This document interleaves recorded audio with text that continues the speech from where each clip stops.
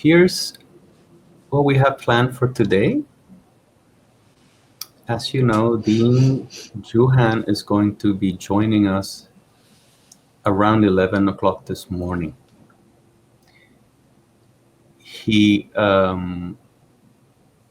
is another of our esteemed Trager masters. He has brought also a lot of language. Welcome. Can you hear us? Yes. He has brought a lot of language, especially into what I would call the biology of Trager. And he's going to offer us some of that today. I guess other than that, I'll leave it at that, and you know, we can say more as he joins us. So the plan that we have for today is to then offer a takeaway, an activity for the first almost hour. It is offered with the intention and with the spirit of it being a something that is useful to apply in the context of your practice. Although of course, you know, it's useful for your everyday as well, in our opinion. I would like to offer a few words about it before I guess I explain what it's going to be, what it's going to look like. There is some science, yeah, some literature that supports the fact, or not the fact, that I guess the suggestion that when we are about to enter a mindful practice, a mindfulness practice, or a presencing practice, that to have a certain, I am going to use the word valuation. I am not positive that that's the correct term for that, but what I mean by it is that when you come to the practice with a certain, should I use the word faith? With a certain belief, a certain faith, or a certain openness to allow it to allow yourself the opportunity of that practice having some benefit, the effect is immediate, right?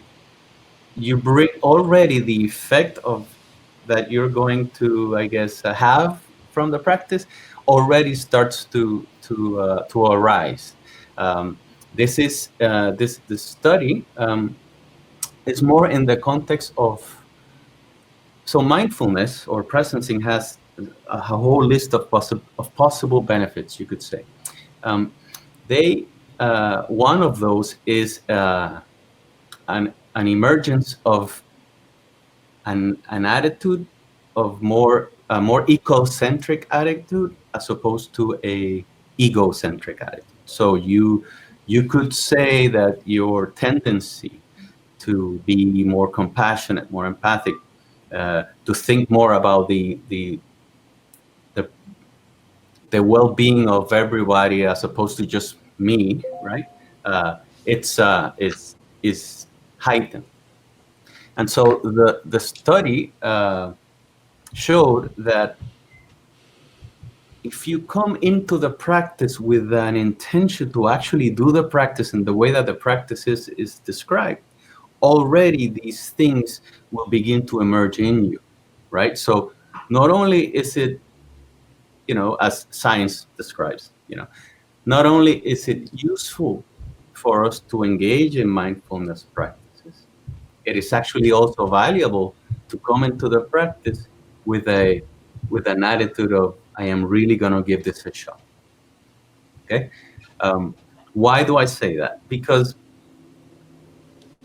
part of what we have done in this course is that we have offered an analytical, you could say, or an intellectual approach, an intellectual conversation before we enter into the practices themselves, because if you see them from the outside, they may just seem as, people are shaking a little bit, people are moving a little bit, but the aspect that is important is the aspect of what it is that I'm doing internally. Where is it that I am putting my attention? What is it that I am seeking to perceive? Yes. So that I am letting you do that, Maddie.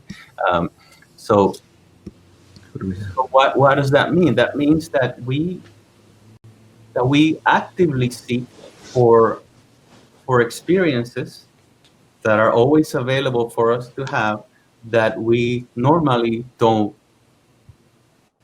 we bypass them, or you could say we take them for granted, but it's not really that. It's just we don't take we're not deliberate in saying, what are the other aspects of my life experience that I can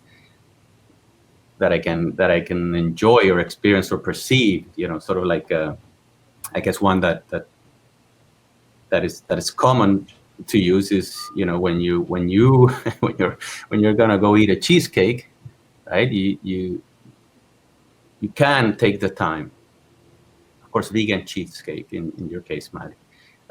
You can take the time to enjoy the sensations that arise as you are looking forward to eating this cheesecake, right? And then you're eating the cheesecake and you're right there with it, enjoying the flavor of it, and maybe probably taking it a little slower. And then there's the end of that experience and what's trailing, after you've had your cheesecake. And so the experience of eating a cheesecake becomes a more complete experience as we allow ourselves to have the whole experience of what it means to have a cheesecake. Yeah. Does that make sense? Yes. Yeah. Okay. So what I am doing right now is then establishing the context that, as we explain, as we will explain now, the something that is an annex to the practice of Trager, as we explain what we're going to be doing, that you have some analysis, some intellectual explanation of it that may inspire you to say, okay, cool, I'm going to give this a chance, because there's really no way to know until you've tried it. But this supports what we have talked about in here, which is the recall aspect. The recall aspect is something that we offer our clients, so that whatever they have felt in our session, that they have recognized and they have put a word to it, right? They can recall that in other instances in order to see whether they can bring that sensation back into their bodily experience. Of course, in the recall case, there's already a good reason to do it, which is they already felt the sensation. They already put a name to it, yeah?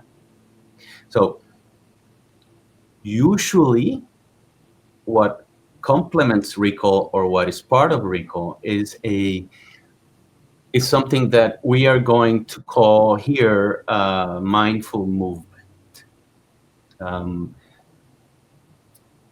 Mindful movement is very similar to what we do on the table, except this is something that we can do for ourselves as facilitators, and something that we can offer our clients to try to remember to do, as something that can bring back these sensations that are useful for them. What is the context of it? Of course, this mindful movement is what we could call, and this is also, I guess you could say, a term that is starting to be used in academic literature. Mindful movement, or present movement, or presencing movement, is a device. Okay, a device meaning this: there are many ways for us to go and have an attitude of achieving present states of mind or states of being. But to achieve it,